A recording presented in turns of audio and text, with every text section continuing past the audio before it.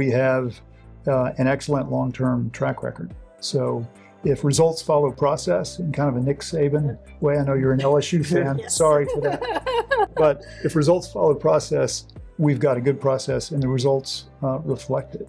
And so anyone considering a endowment gift through Southwestern Medical Foundation to benefit healthcare in North Texas, I think can be assured that it's being responsibly stewarded and compounded over time. Welcome to Learning from Leaders. In this special roundtable episode, we bring together two experienced investors and thought leaders for a timely conversation on investment strategy, long-term stewardship, and the values that guide their work. Moderated by Southwestern Medical Foundation CFO Sarah Fletcher, this discussion offers a look into how financial leadership intersects with philanthropy, how strategies adapt across market cycles, and why investor trust and partnership matter more than ever. Welcome to Learning from Leaders, a podcast from Southwestern Medical Foundation where we dive into a world of wisdom, mentorship, and innovation, exploring the insights and life lessons of seasoned community and business leaders. I'm Michael McMahon, President and CEO of Southwestern Medical Foundation. I invite you to subscribe now and join us on this empowering journey of growth and leadership. Now, let's learn from the best and drive meaningful change together. I'm Sarah Fletcher, CFO of Southwestern Medical Foundation, and I'm honored to be joined by two outstanding guests with deep experience in investment leadership and nonprofit governance. In this discussion, we will educate our audience to the experience and expertise Southwestern Medical Foundation brings to its fiduciary responsibility of managing assets entrusted to the foundation. If you're considering a philanthropic gift to advance health outcomes in North Texas, or you serve on a nonprofit investment committee or board, we hope you'll walk away understanding the comprehensive approach the foundation takes to safeguard and steward assets for long-term financial stability, aiming to preserve and grow inflation-adjusted value over time after distributions and fees. I'd like to welcome our guests. First, we have Andrew Zach, Senior Vice President at FEG Investment Advisors, a firm with a long history of working alongside mission-driven institutions. Also joining us is David Haley, President Emeritus of HBK Capital Management and current board member and chair of our investment committee here at Southwestern Medical Foundation. Welcome, gentlemen. Thank you. Thank you, Sarah. Let's start by having you both share a little bit about your background. So, David, let's start with you. You've been an active member of our board for several years and investment committee. Can you share a little bit about your professional path and how you came to connect with the foundation? Sure. My professional path began as a securities lawyer with a large Texas law firm, and then I spent 27 years with HBK Capital Management, initially as an investor and then as president of the firm. It's a large hedge fund manager based here in Texas. And I first became associated with the foundation after our family made investment in a couple of specific research initiatives at UT Southwestern. We became convinced that that institution is a vital and important asset in our community. Thereafter, I was asked to join the board of Southwestern Medical Foundation, and given my background, a couple of years later, I was asked to chair the investment committee. Right. Well, we're glad you accepted the invitation. I'm glad to. Yes. Andrew, can you tell us a little bit about FEG, the firm itself, and then how you got assigned to mission-driven organizations and at the foundation? Yeah, absolutely. So I think it's important, kind of what brought me to FEG is just FEG and what we do and how we've been structured over time. So we are an investment firm that's been in business for over 35 years, and we've remained committed to being independent. So we are completely 100% owned by 100% of our employees. What's also unique, and I think puts us in a unique position in the industry, is 90% of our institutional clients that we work with are other mission-driven investors. So we don't have public pensions, sovereign wealth funds, which has really allowed us to hone our expertise in working with committees and foundations like Southwestern to drive results to meet the needs you need out of the investment portfolio. I started in the industry more on the trading side throughout the financial crisis, but I did spend some time in college doing some philanthropic work with our endowment at the university I went to, and that really got me interested in the space. So I came across FEG, applied, started out as an analyst working with a lot of nonprofits, and ultimately within kind of my first year at FEG got to begin working directly with Southwestern Medical Foundation, which was really kind of at the inception of FEG's relationship. So I've enjoyed the 15 years we've worked with the foundation, having David as chair, and certainly the committee and folks around the room that help support this wonderful mission. Let's turn now to the foundation's endowment. At the end of 2024, the foundation had $1.2 billion in pooled assets, mostly comprised of donor-restricted funds. Let's take a moment to walk through the evolution of the growth in the management of the foundation's endowment. Andrew, can you explain how the foundation has structured its endowment and the historical context behind the pooled assets? So going back to when FEG came on board 15 plus years ago, there was a committee. It was more informal, doing a lot of the investment management and decisions, mainly public equities and fixed income, which certainly had its own challenges through the 2008-2009 financial crisis. It was at that point the stewards of the capital committee and staff ultimately decided to look if there's other ways to be managing the portfolio and the governance structure, which ultimately, led to us having some conversations with the committee and being hired. And since then, we've been pretty thoughtful about expanding the mandates and diversification in the portfolio. Two real big areas have been on the private capital side over time as the portfolio has grown, as well as diversifying some of this just concentrated equity risk and what we call diversifying strategies, which consist of real assets and other hedge funds. So again, we've seen a lot of strong growth. A lot of that, I think, is the community here in North Texas and Dallas specifically, which has really opened up the doors for a lot of things we can do in the portfolio. So we've kind of gone from, in the 15 years I've been associated with the foundation, from roughly $500 million to, as you mentioned, north of $1.2 billion. David, what would you say is a primary goal of the endowed funds? Primary goal of our endowment is to generate a return net of fees and expenses that outpaces the sum of our expenses, distributions, and inflation. And one benchmark we use for that is Consumer Price Index plus 5%. And if we're not achieving that goal, then the purchasing power of the endowment declines over time. Happily, we have achieved that goal over a long period of time and added value to the gifts entrusted to us. Thank you. Now let's turn to the broader world of investment strategy and how you think about long-term stewardship, especially in today's economic environment.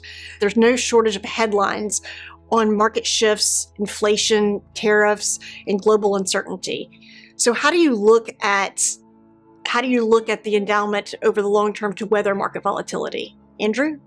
Yeah, great question, and certainly a big part of the development and history with the foundation committee and FEG is putting in a very good governance model when we came in, really focused in speaking to what is that right asset allocation, looking at various factors of risks in the market and how best to set the foundation up to provide that consistent spend within the community to support the medical community here. A lot of that was looking at market risk. A lot of that was looking at liquidity risk. And a big component was also shortfall risk. If we're not able to meet that hurdle rate or objective David alluded to, we got to build a portfolio to support that over time. This foundation and committee has a very long-term view on how we think about the portfolio construction and asset allocation, which certainly helps during these periods of volatility. We've been through a few volatile cycles in our time the last 15 years. And that strategy and allocation, that is our kind of guiding North Star, if you will, has really led us to stay focused on the long term and not react behaviorally to short-term dislocation. We want to be mindful of it to take advantage of it. But again, it all gets back to having the good process and governance in place and good leadership at the top of the committee. David, for a long time, the endowment was 60-40, 60% equities, 40% bonds. When did the diversification start happening in the endowment, and what was the purpose of that? I wasn't here at the time, but really in the wake of the financial crisis of 2008 and 2009, I think some important lessons were learned. And before that time, the process was run less formally by some volunteers and very traditionally and entirely liquid. And Andrew mentioned the two big themes once FEG was engaged in the 2010-11 timeframe were do you want to become more like some of your peer institutions and embrace an allocation to private investments, which they have an initiative they have led successfully? And do you want to have any alternative investments, which would pick up real estate and hedge funds and things that are not correlated to public bonds and equities, so that when those both go down together, like they did in 2022, you have some ballast in your portfolio. So really, with the hiring of FEG in 2010-11 timeframe, those two initiatives began, and simultaneously, Kathleen Gibson, who was the previous CEO here and had a banking background and a very strong appreciation for process, worked to refine our investment policy statement, clarify the delegation of authority from the board to the investment committee and the respective roles of staff here at the foundation, the investment committee, and the consultant, so that everybody knew what their responsibility was and it could be attended to professionally and appropriately for what's now a $1.2 billion endowment. It's really been over the last 15 years. Can you tell us specifically about the structure? I know, we have the foundation has a CFO, but it doesn't have a CIO. So can you talk to how that role gets played out with the investment committee and with our investment partner? So if you take a Harvard or a UTIMCO, $50 billion endowments, they will have a chief investment officer in-house and a very large investment team, and maybe trade directly. At the other extreme, if you have a $100 million endowment, they're not going to have investment staff and may not have the resources to engage a consultant and will be doing things less formally. We are in the middle at $1.2 billion. If we continue the trajectory we've been on, which has taken us from $500 million to $1.2 billion, someday we'll be at a scale that would justify an internal investment staff. Today, our governance model involves FEG, which is a consultant that makes recommendations of individual managers and investments to an investment committee.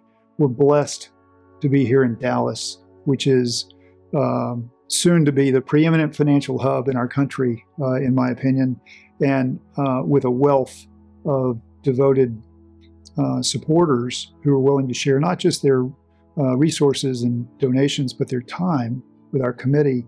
We have a great investment committee that meets quarterly to exercise our responsibility to evaluate the recommendations being made by FEG as to specific managers and investments, but also annually in a meeting that we had today in April of each year to discuss our overall top-down asset allocation and whether we want to make any adjustments to that.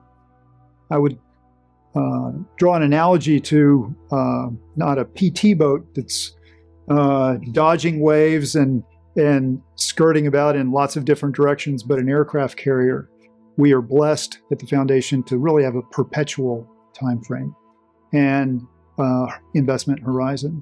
And so we want to take a very long-term view, and that involves taking a long-term view of what each asset class can deliver to us and minimizing just how tactical we will be. And that reflects our governance structure, which is the quarterly investment committee meetings, not an in-house staff watching every tick in the markets up and down and all the volatility, for example, that we've had over the last 4 months. Each of y'all have mentioned downturns in 28 and 2022.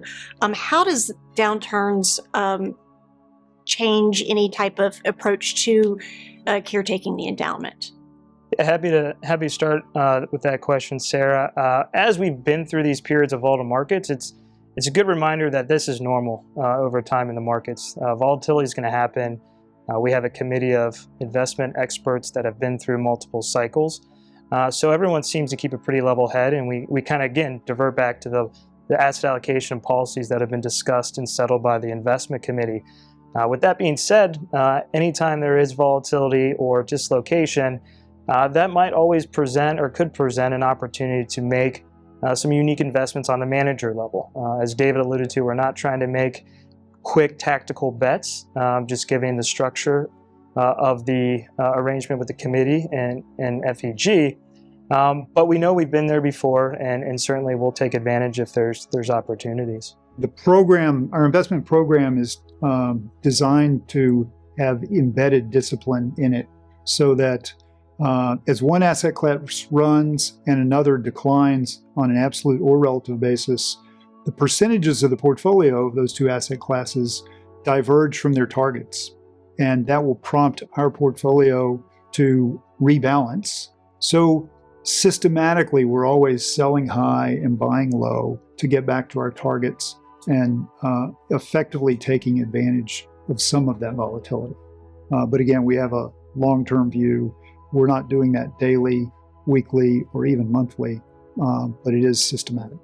Given the long-run success of U.S. stocks, can you revisit why it's important for us to have some alternative asset classes? There was a lot of conversation early on in the relationship, going back 15 years, because the foundation didn't have very many private capital exposures.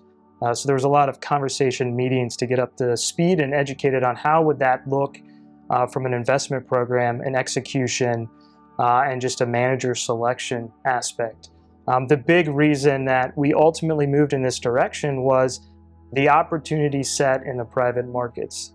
We've been on a steady decline in public markets of less stocks today than there were 10, 15 years ago. These are very competitive and pretty efficient areas of the market. So it all gets back to that return objective. And to continue to give us the highest probability of meeting that return objective, we started to build out a private capital program.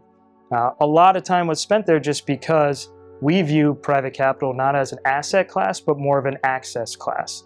So, we've built a research team that has been doing this for decades, built relationships, leveraged our clients that are in the philanthropic space to gain access to managers.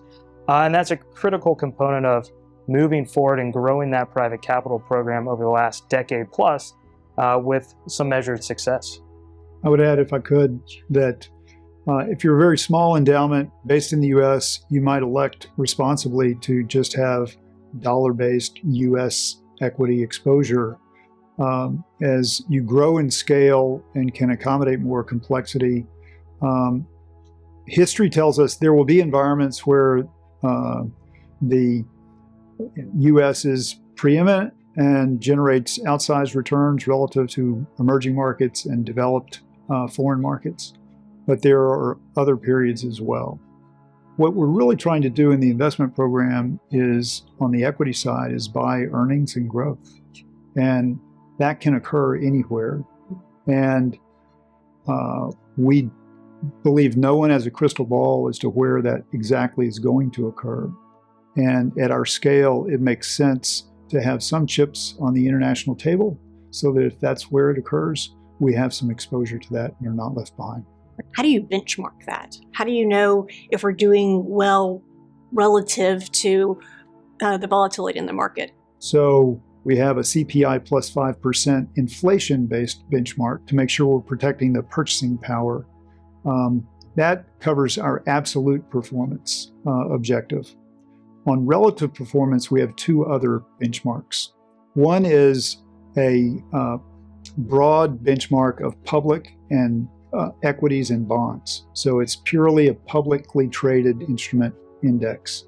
There would be an appropriate benchmark for, say, a traditional 60-40 or 70-30 portfolio. But because we have all these private investments today, we also developed a second, more customized benchmark that includes sub-benchmarks for each asset class based on the risk those asset classes are taking.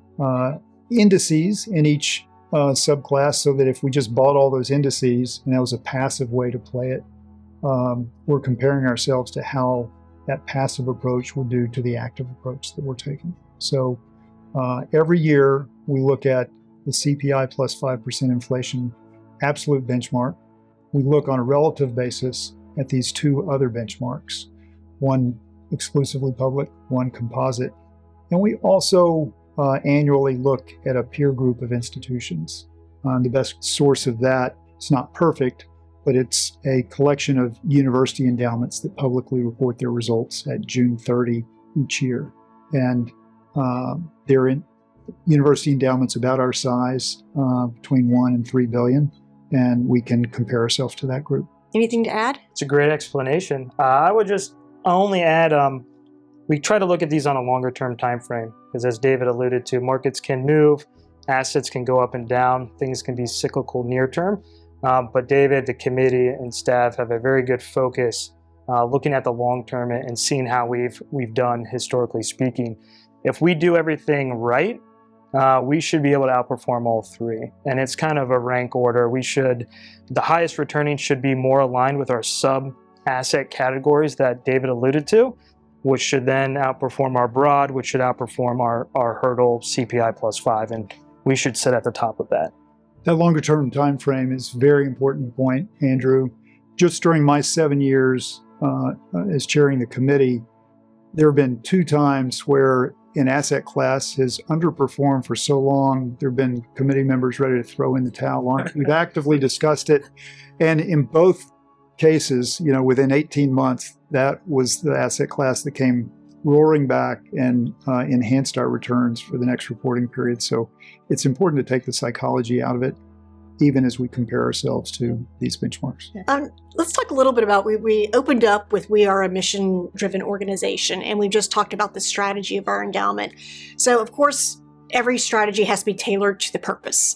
And rooted in 85 years of impact, this foundation is committed to advancing health and scientific outcomes for North Texas and beyond. How does that shape the way, Andrew, that FEG approaches investment management for specifically mission-driven organizations? Yeah, I think starting at the high level, when we think about the money that is spent within the community or with a particular mission, it's very critical to align the asset allocation to the volatility of that spending and the growth of the overall endowment portfolio. Specific to Southwestern Medical Foundation, and certainly the mission tied to medical research here in North Texas, and some of the expertise of the committee, we also then have that additional layer of looking at unique healthcare opportunities in the portfolio, making sure we sustain and grow for the foreseeable future, that the dollars in the community continue to compound and grow. All that gets back to the asset allocation. But under the hood, we have that unique look through of really having a different viewpoint or advantage of thinking about where there might be opportunities in the investment market that fit within the overall risk profile. So when you're making a recommendation to the investment committee at the foundation, what tenets or what principles do you look at to make sure that the investment is right-sized for the foundation and aligned with our mission? Yeah, so it all starts with our research team on the individual manager due diligence perspective. They build a recommended list for us to leverage with organizations that we work with, and then it's catering it to how we've positioned the overall portfolio. Higher risk, higher yearly volatile assets tend to have a smaller weight compared to bigger, more efficient, less volatile areas of the market. But we go through a rigorous kind of 6-tenet process within our research team to highlight and find what we feel are the manager's best fit for long-term growth in our client portfolios. The majority of those tenets are more qualitative, but we do have some quantitative aspects to that as well. We think if you get the qualitative right, the culture, the people, the approach, that ultimately leads to the performance returns moving forward. That's not to say we can't make a change on that list when things shift at a specific individual business, but ultimately that team of research analysts that have dedicated expertise across equities, fixed income, real assets, and private markets are driving a lot of that bottom up for us ultimately to discuss and incorporate within the portfolio. Andrew mentioned understanding the local population, the organization, the values of the organization. One specific instance where that affected our portfolio allocation is, there's a period within the last 5 years where almost every very large university public endowment disclaimed any carbon-based energy investments. Here in North Texas, we have committee members in the energy business. Sure. We feel like we understand that. We understand that carbon's not going away. And when everyone else was selling those investments, we had opportunities to create some value there. And we have a larger allocation to energy than some of our peers. And that's been a great benefit to us over the last 5 years. I want to make clear that on the public investment side, we do not have a ESG filter, that we are picking managers based on performance. I think the most rigorous research in this area substantiates the point that you sacrifice returns and you have a negligible impact upon the cause, whatever it is that is attached to your filter. On the private side, we can be more customized because we're talking about either an individual investment or a private manager whose portfolio is simpler, and we can evaluate that. What would you, if you could give 2 or 3 nuggets, David, to our trustees or potential trustees about our endowment program here at the foundation, what were the top 2 or 3 bullet points that you'd like them to take with them? So I would offer, first is we have a rigorous process and professional expertise around the table appropriate to a $1.2 billion endowment. And there's been a lot of effort invested over the last 15 years in making that a true statement. Those are just table stakes. That's what anyone should expect. The second is that we have an excellent long-term track record. So if results follow process, in kind of a Nick Saban way, I know you're an LSU fan, Yes. Sorry for that. But if results follow process, we've got a good process and the results reflect it. And so anyone considering a endowment gift through Southwestern Medical Foundation to benefit healthcare in North Texas, I think can be assured that it's being responsibly stewarded and compounded over time. And the third, and this is important, I would say, is that all of this is being managed locally. So it's not someone in Boston or New York or London who's making these decisions and a donor can never approach them or ask questions or speak to them. Our investment committee members are all local, and if someone has questions about this, they want to ask, there's someone they can find and look eye to eye, and that person will do their best to answer the questions. Great, thank you. Let's talk about some trends that are going on right here locally in North Texas. As we all know, that North Texas continues to grow rapidly, and by some estimates, it will be the largest metropolitan area by 2100. And moreover, the recent 2023 census data estimates that Dallas County has 1% of the total child population in the United States. Those are staggering numbers. To keep up with all that pace and growth, there's a lot that can be done on the healthcare front, and that's where I think the foundation really can intersect with helping the community in which we serve. What emerging trends or asset classes are you seeing that have growth potential that could help us achieve the mission for our growing population? You know, I think the theme is really still focusing on the long-term return expectations and mission, but there are going to be opportunities that present themselves in the markets to think about, because ultimately to meet that need of growth, we need to grow assets to support the spending that's coming out of the overall endowment. There's probably going to be a lot of dislocation and opportunity in AI. We've heard about it for years and years. Where we ultimately land on that, I'm not sure, but it's our job to work with the investment committee and uncover unique opportunities that might present themselves to give us a potential edge moving forward.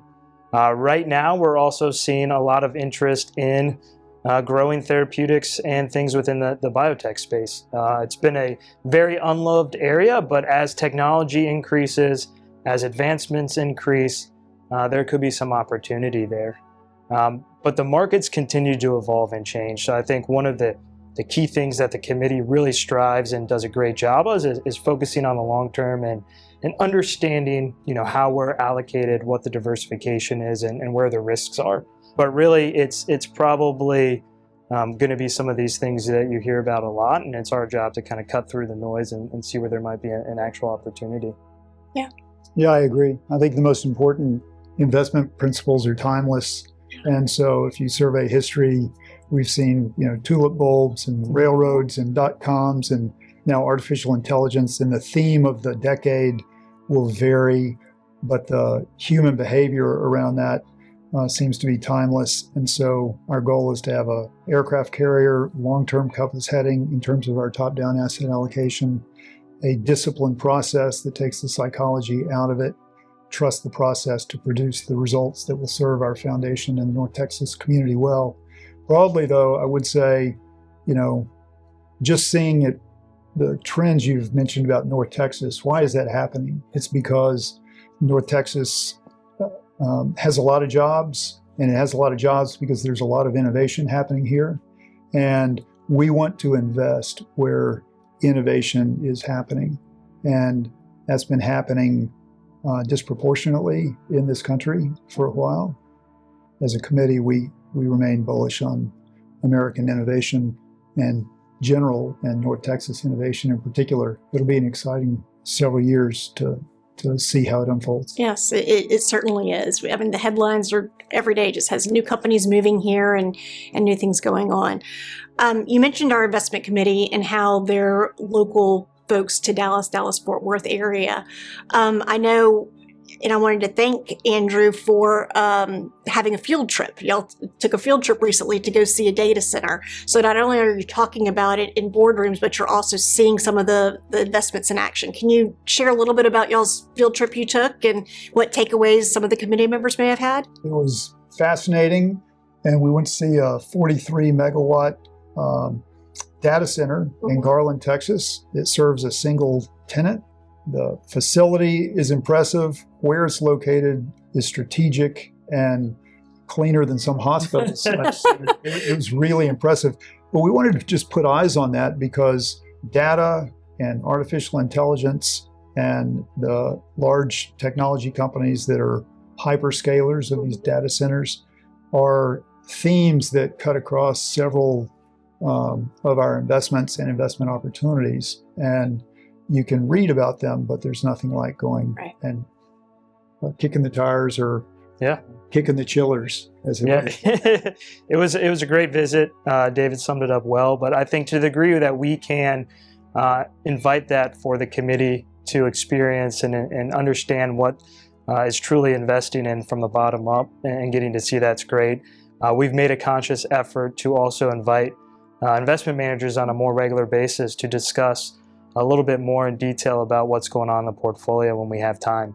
That's, I think, important for the committee. It's been beneficial for the committee of who they're doing business with and what the opportunities look like. So to the degree that we can continue to do that, I'm sure we'll have plenty of opportunities in the future, just given the growth here in North Texas. Love to take that as a moment to brag about our committee, because it's not, a bunch of amateur volunteers. Like, we have one of the most successful public equity investors in North Texas, over 50 years represented on our committee. We have a private equity investor. We have a biotech specialist. We have someone with deep expertise in the energy field, and the list goes on. Privileged to chair that committee and fun to be part of, but everyone's there because of the mission. What are any asset classes or areas that we are avoiding, that we think that there are no opportunities or could be somewhere to send us down a missing path? One area we've avoided completely but have reduced exposure relative to our peers has been China. And in the investing world, we talk about right-hand tail risks, which are very good, and left-hand tail risks, which are very bad. And it's not just the median expected return that you look at, it's the distribution of those possibilities. And the U.S.-China relationship is significant, but has grown more complicated. And there are left-hand tail outcomes that we can't really quantify. And so as an investment committee, we've chosen to diminish our risks and exposure to that, even though the growth opportunities there are demonstrable. If you can't measure those bad outcomes completely, or you think there's a risk of going to zero in your investment, then it can be the right choice to avoid it. And that's one area that we've minimized.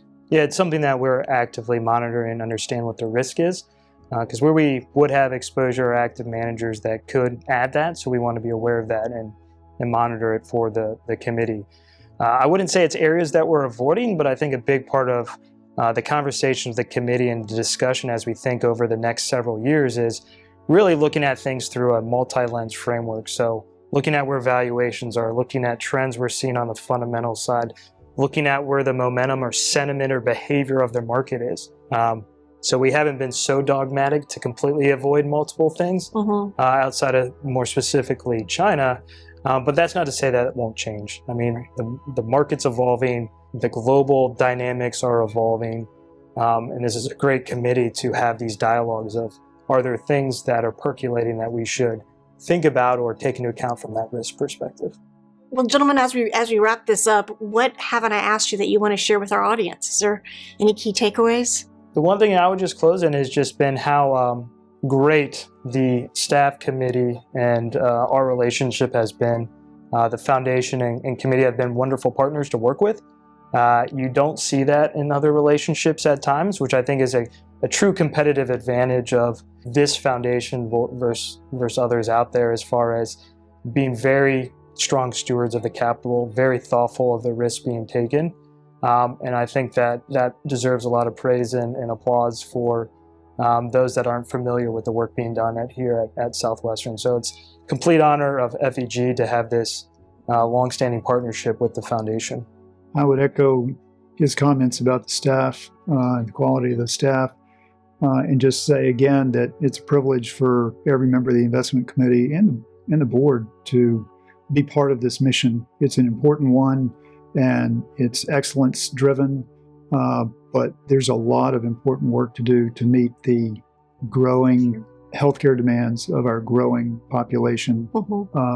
And I think we can expect amazing things in the future, provided we resource it well. Yes, there are definitely a lot of new scientific discoveries going on, and we're just at the cusp of a lot of, I feel like, new discoveries that are just imminently going to happen.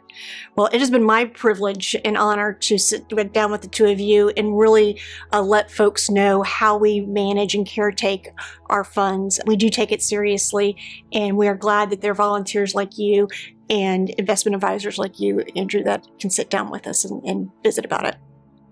Our mission wouldn't be possible without the thoughtful strategic management of our endowment, and we're truly grateful for the work you both do. Thank you for sharing insights into our strong long-term track record and how Southwestern Medical Foundation stewards philanthropic gifts with care, transparency, and a deep connection to our community, always focused on delivering lasting impact. We appreciate your leadership in advancing our mission to inspire and accelerate progress in medicine for North Texas and beyond. Thank you. Thanks for listening to Learning from Leaders. If you enjoyed this episode, we invite you to subscribe now for monthly episode drops so that you can continue to learn from experienced business and community leaders to help you drive meaningful change in your community.